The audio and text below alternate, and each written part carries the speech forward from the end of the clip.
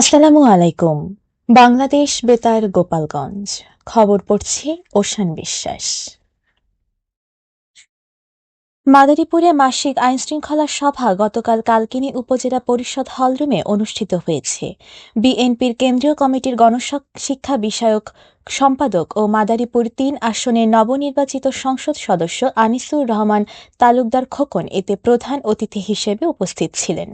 প্রধান অতিথির বক্তব্যে সংসদ সদস্য আনিসুর রহমান তালুকদার খোকন বলেন, এলাকায় মাদক ব্যবসা কোনোভাবেই সহ্য করা হবে না। সতর্ক করে দিয়ে তিনি বলেন, মাদক ব্যবসা বন্ধ না হলে সংশ্লিষ্টদের সামাজিকভাবে চিহ্নিত করতে তাদের বাড়িতে ছবিসহ সাইনবোর্ড টানিয়ে দেওয়ার ব্যবস্থা নেওয়া হবে। একই সঙ্গে কালকিনির যানজট নিরসনে প্রয়োজনীয় পদক্ষেপ গ্রহণ এবং কৃষকের দুর্ভোগ লাঘবে খাল খননের উদ্যোগ নেওয়ার কথাও জানান তিনি। সভায় চলমান আইনশৃঙ্খলা পরিস্থিতি, মাদক নিয়ন্ত্রণ, অবৈধ বালু উত্তোলন, খাল ও ফুটপাত দখল এবং যানজট সমস্যাসহ বিভিন্ন বিষয় নিয়ে আলোচনা করা হয়। বিভিন্ন দপ্তরের কর্মকর্তারা নিজ নিজ এলাকার পরিস্থিতি তুলে ধরেন এবং সমন্বিত উদ্যোগ গ্রহণের ওপর গুরুত্বারোপ করেন। উপজেলা নির্বাহী কর্মকর্তা সাইফুল আরেফিনের সভাপতিত্বে কালকিনি থানার ভারপ্রাপ্ত কর্মকর্তা জহিরুল আলম, বিভিন্ন সরকারি দপ্তরের প্রধান, ইউনিয়ন পরিষদের চেয়ারম্যান, শিক্ষক ও স্থানীয় গণমাধ্যম কর্মীরা এ সময় উপস্থিত ছিলেন। মাদারীপুরের রাজৈর উপজেলার ৮৪ এলাকায় ১১.৫ কিলোমিটার খাল খনন কাজের উদ্বোধন করা হয়েছে। গতকাল মাদারীপুর ২ আসনের নবনির্বাচিত সংসদ সদস্য জাহানদার আলী মিয়া এ কার্যক্রমের উদ্বোধন করেন। এ সময় তিনি বলেন, খাল খননের মাধ্যমে জলাবদ্ধতা নিরসন, কৃষি উৎপাদন বৃদ্ধি এবং পরিবেশের ভারসাম্য রক্ষা সম্ভব হবে। তিনি প্রকল্প এলাকা পরিদর্শন শেষে নির্ধারিত সময়ের মধ্যে সঠিকভাবে কাজ সম্পন্ন করার জন্য সংশ্লিষ্টদের নির্দেশনা দেন। এ সময় রাজৈর উপজেলা নির্বাহী কর্মকর্তা মোহাম্মদ মাহফুজুল হক সহ বিভিন্ন সরকারি দপ্তরের কর্মকর্তারা উপস্থিত ছিলেন। মাদারীপুর ১ শিবচর আসনের নবনির্বাচিত সংসদ সদস্য সাইদ উদ্দিন আহমদ হানজালার সঙ্গে উপজেলা প্রশাসনের কর্মকর্তাদের এক মতবিনিময় সভা গতকাল শিবচর উপজেলা পরিষদের ময়নকাটা অডিটোরিয়ামে অনুষ্ঠিত হয়েছে। নবনির্বাচিত সংসদ সদস্য সাইদ উদ্দিন আহমদ হানজালার সভায় প্রধান অতিথি হিসেবে বক্তব্যে বলেন, শিবচরের সার্বিক উন্নয়নে দলমত নির্বিশেষে সকলকে ঐক্যবদ্ধভাবে কাজ করতে হবে। সন্ত্রাস ও মাদকমুক্ত একটি সুন্দর ও নিরাপদ শিবচর গড়ে তুলতে প্রশাসন ও সাধারণ মানুষের সম্মিলিত সহযোগিতা প্রয়োজন বলে তিনি উল্লেখ করেন। সভায় শিবচর উপজেলা প্রশাসনিক কার্যক্রম আরও গতিশীল করা, জনসেবা কার্যক্রম সহজীকরণ এবং উন্নয়নমূলক কর্মকাণ্ড বাস্তবায়ন নিয়ে বিভিন্ন গুরুত্বপূর্ণ বিষয়ে আলোচনা করা হয়।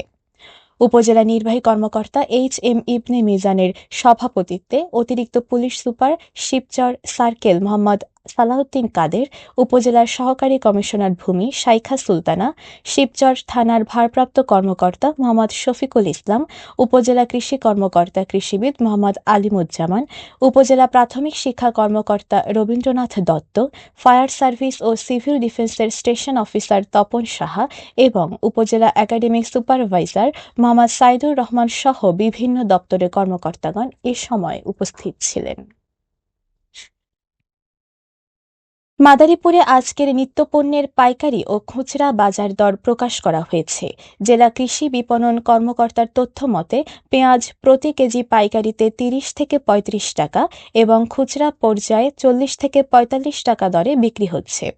কাঁচামরিচ পাইকারিতে ১০০ থেকে ১২০ টাকা ও খুচরায় ১৪০ থেকে ১৫০ টাকা দরে বিক্রি হচ্ছে। তবে দেশি রসুনের দাম কেজি প্রতি ২০ টাকা কমে পাইকারিতে ৬০ থেকে ৭০ টাকা এবং খুচরায় ৯০ থেকে ১০০ টাকায় বিক্রি হচ্ছে। এদিকে শসার দাম গতকালের তুলনায় ২০ টাকা কমে বিক্রি হচ্ছে ৫০ থেকে ৬০ টাকা দরে এবং বেগুনের দামও ১০ টাকা কমে খুচরা পর্যায়ে ৮০ থেকে ৯০ টাকাতে বিক্রি হচ্ছে। এছাড়া ডিম, ছোলা ও লেবুর দাম অপরিবর্তিত রয়েছে। মাদারীপুর কৃষি বিপণন কর্মকর্তা রুবেল মিয়া বাজার পরিদর্শন করে এ তথ্য জানিয়েছেন। তিনি বলেন, সরবরাহ বৃদ্ধি পাওয়ায় বাজারে বিভিন্ন পণ্যের দাম হ্রাস পেয়েছে। পবিত্র রমজান মাস উপলক্ষে শরীয়তপুরের নড়িয়ায় বাজার তদারকিতে সমন্বিত অভিযানে ৭টি প্রতিষ্ঠানকে ৩৩,০০০ টাকা জরিমানা করা হয়েছে। গতকাল শরীয়তপুরের নড়িয়ায় গোলার বাজারে এ অভিযান পরিচালনা করে বাংলাদেশ নিরাপদ খাদ্য কর্তৃপক্ষ ও জাতীয় ভোক্তা অধিকার সংরক্ষণ অধিদপ্তর।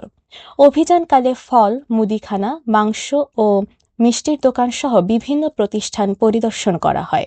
বিভিন্ন অনিয়মের দায়ে 6টি দোকানকে 23,000 টাকা জরিমানা করা হয়।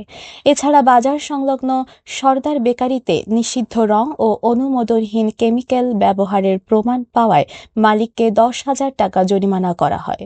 জব্দকৃত রং ও কেমিক্যাল ধ্বংস করা হয়েছে এবং প্রতিষ্ঠানটিকে 4 মাসের মধ্যে অনিয়ম সংশোধনের নির্দেশ দেওয়া হয়েছে।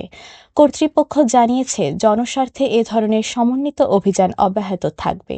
অভিযানে সহায়তা করে র্যাব 8 মাদারীপুর ক্যাম্পের একটি দল।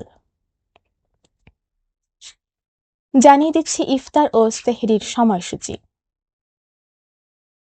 গোপালগঞ্জ ও এর পার্শ্ববর্তী এলাকার সময় অনুযায়ী আজকের ইফতার আজ সন্ধ্যা 6টা 4 মিনিটে ও আগামীকাল সেহরির শেষ সময় ভোর 5টা 6 মিনিটে। সবশেষে আবহাওয়া।